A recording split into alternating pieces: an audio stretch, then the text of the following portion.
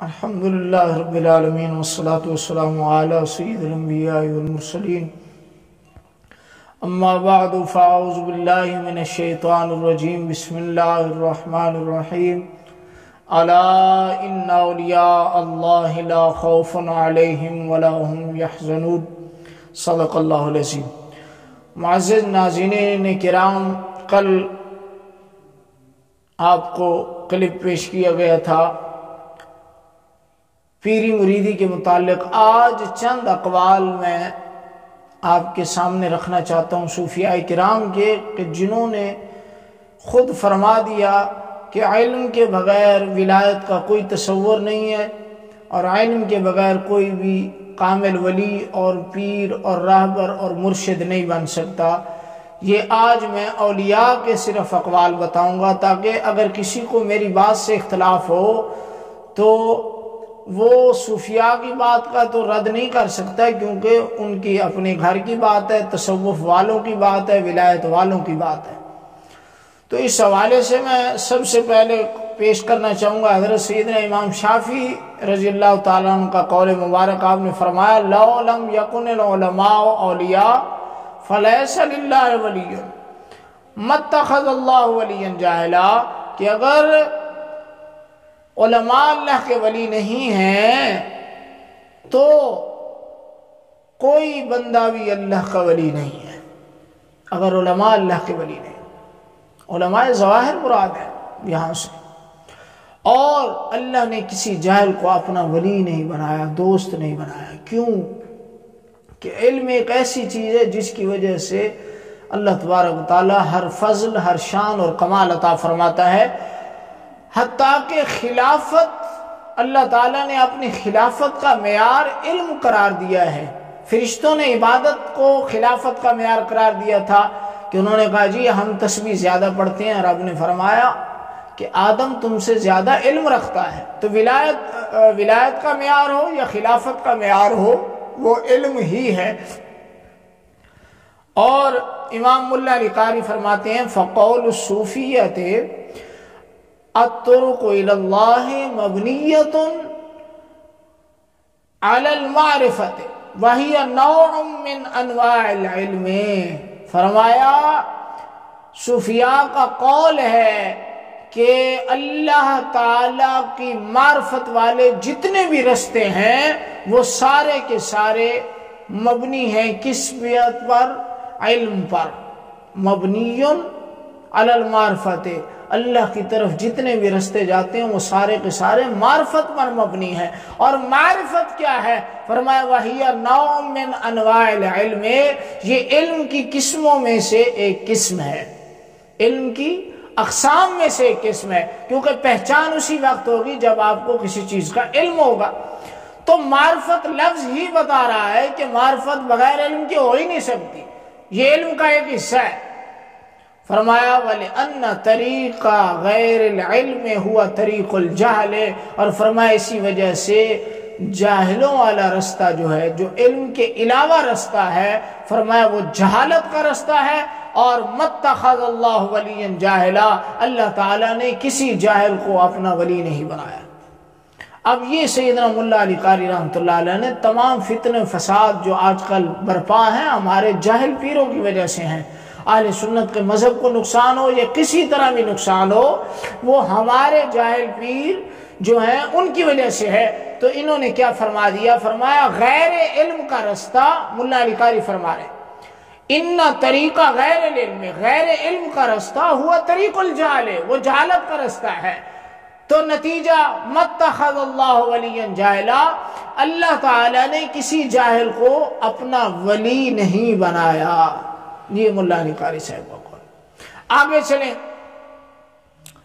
کہ اب سیدی مجدد اہل سنت الشاہ امام احمد رضا خاں بریلوی رحمۃ اللہ علیہ، عاشق رسول، فنا فی الرسول، اور علم و حکمت کے منبع، اور جن کا ایک ایک حرف حضور علیہ السلام کی بارگاہ میں مقبول ہے، آپ کیا فرماتے ہیں؟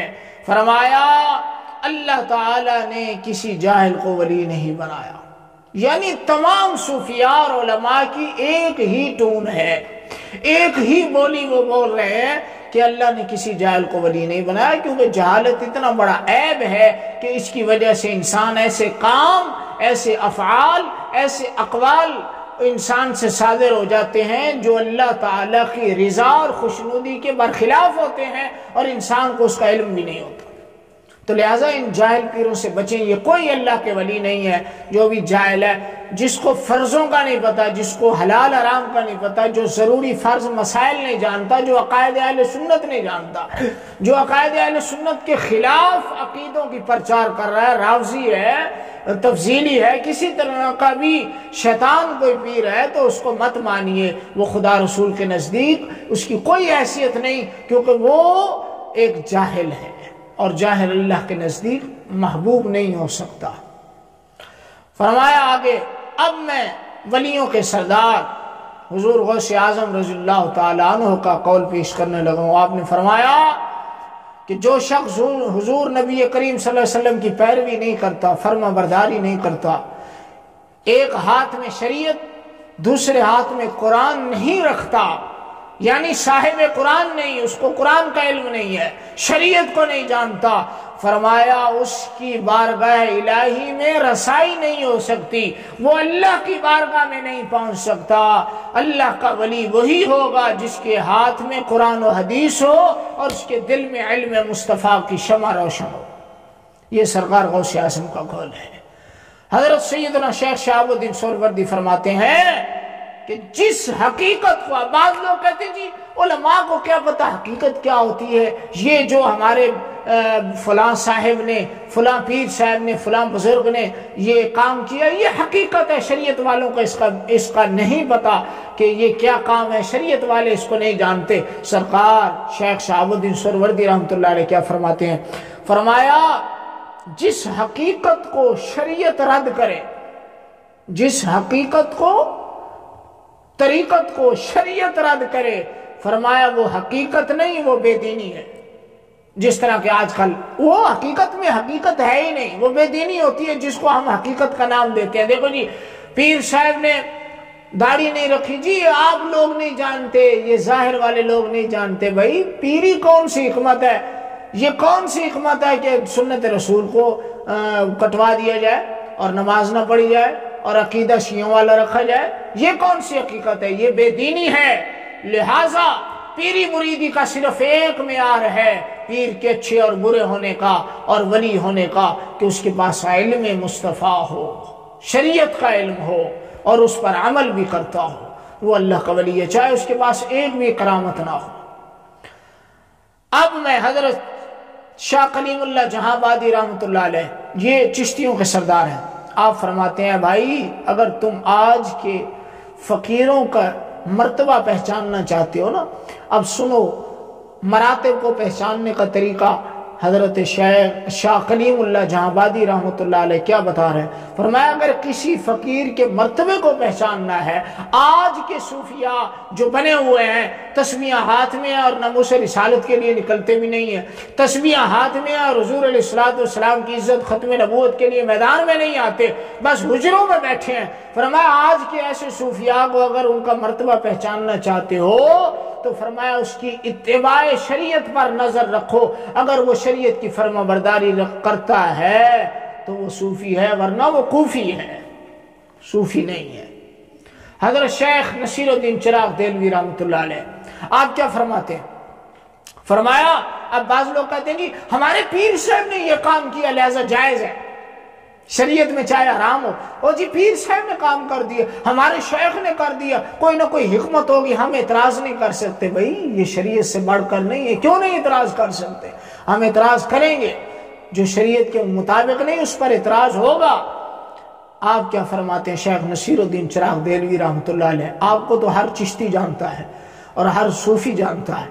آپ فرماتے ہیں مشرب پیر حجت نہیں، فرمایا پیر کا طریقہ دلیل نہیں ہے کہ پیر نے یہ کام کیا لہذا جائز ہو گیا، نہیں، بلکہ کسی کام کو جائز کہنا ہے تو اس کے لیے شریعت کی دلیل چاہیے۔ اب جو پیروں کی ظلم، کارستانیاں اور شیطانیاں، فریب کاریاں، دھوکے بازی، جہالت اس کی کفریات و گمراہیات کو چھپا کر کہیں نہیں جی یہ مجدد ہیں، یہ قطب الوجود ہیں، ان کو ہم کچھ نہیں کہہ سکتے، تو میں کہوں گا شیخ چراغ نصیر الدین چراغ دہلوی رحمۃ اللہ علیہ فرماتے ہیں مشرب پیر حجت نہیں ہے، دلیل نہیں ہے۔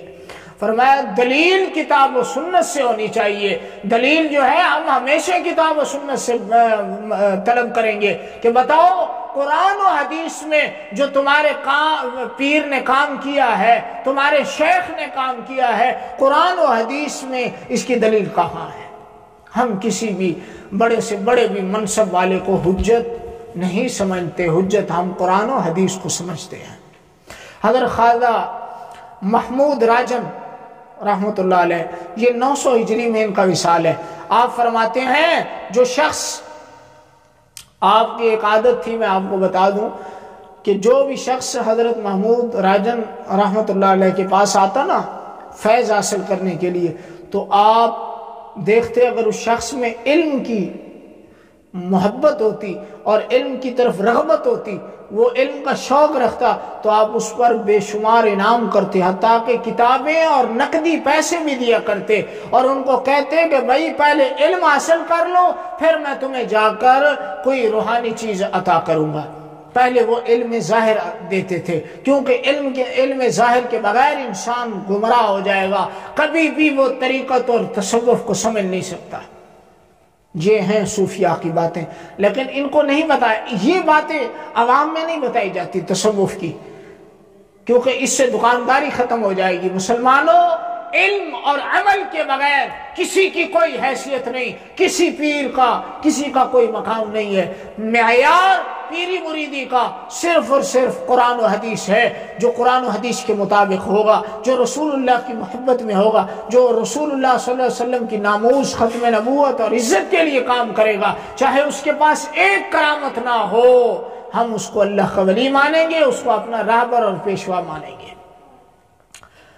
اور مسلمانوں، یہ تمام اقوال میں نے آپ کے سامنے پیش کر دیا، تو آخر میں چشتیوں کے بے تاج بادشاہ جن کی ولایت کو ہر کوئی تسلیم کرتا ہے، حضرت خواجہ شمس الدین سیالوی رحمۃ اللہ علیہ، پیر سیال، آپ کا ایک قول میں پیش کر دوں جو کہ بالکل صراحت ہے، اس میں کسی قسم کی کوئی گنجائش نہیں۔ کوئی کہہ سکتا ہے نا جی آپ نے اقوال پیش کیے اس سے علم باطن مراد ہے، آپ نے تو صراحت فرما دی۔ فرمایا سالک کم از کم کنز الدقائق تک نصاب خوب سمجھتا ہو، یعنی جو مرید ہو کر فیض حاصل کرنا چاہتا ہے، سالک بن رہا ہے، اس کے لیے ضروری ہے کہ کنز الدقائق، یہ فن کی کتاب ہے، کنز الدقائق تک اس کو نصاب درس نظامی کا پورا آتا ہو، تاکہ اس کو تصوف سمجھ آ سکے اور وہ شریعت مصطفیٰ پر عمل کر بھی سکے اور لوگوں کو بھی عمل کرا سکے، اور اس علم کی برکت سے وہ اپنی راہ سلوک پر آسانی سے چل سکے۔ تو معزز سامعین، ان اقوال سے ہمیں معلوم ہوا کہ صوفیاء کرام، علماء کرام، مجددین، مفسرین، محدثین کی نظر میں پیری مریدی کا معیار کرامتیں نہیں ہیں، شعبدہ بازی نہیں ہے، اور کسی شخصیت کا بڑا گدی نشین ہونا نہیں ہے، بلکہ علم اور عمل ہے۔ جس کے پاس یہ دو چیزیں ہیں وہ کامیاب ہے، اور اسی کو ہی پیر اور راہبر ماننا چاہیے۔ جو دین مصطفیٰ صلی اللہ علیہ وسلم سے باخبر بھی نہیں ہے، اس پر عمل بھی نہیں کرتا اور غداری بھی کرتا ہے، اور حضور علیہ السلام کی ناموس اور عزت کے لیے وہ اس کے کوئی بھی میدان میں آنا ثابت نہیں ہے، اور وہ کسی قسم کا حضور علیہ السلام کے دین کے لیے کام نہیں کرتا، تو اس کو کبھی بھی پیر نہ مانا جائے، چاہے وہ کتنی بھی بڑی شخصیت کا بیٹا ہو، کیونکہ ہمارے نزدیک معیار کتاب و سنت ہے۔ اللہ تعالی ہم سب کو حضور علیہ السلام کی سچی اور پکی غلامی نصیب فرمائے۔ وما علینا الا البلاغ المبین۔